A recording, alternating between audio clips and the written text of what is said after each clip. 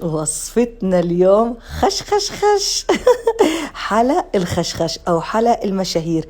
وصفة كتير انطلبت مني وأنا كتير بحبها بصراحة، كتير زاكية، ما في اتنين بيحكوا فيها، وكتير سهلة. حمصت الشعرية الباكستانية بشوية زبدة بالخلاط، بتحطوا كل شيء: الحليب المكثف المحلى، القشطة، الكيري، بودرة الكاسترد، الكريم كراميل البودرة، شوية نسكافيه، وآخر شيء اللي هي الكريمة البودرة. اخلط يلا اخلط يلا. بتخلط بعدين بنجيب أي قوالب عندكم، بحط فيها شوية من الخليط، بعدين بسكوت مالح غطسته بالحليب، وطبقة خليط، بعدين شعرية باكستانية، وبنرجع البسكوت بنغطسه بالحليب، وبنرجع بنحط له خليط وشعرية باكستانية قد ما بدكم طبقات بنفس الترتيب.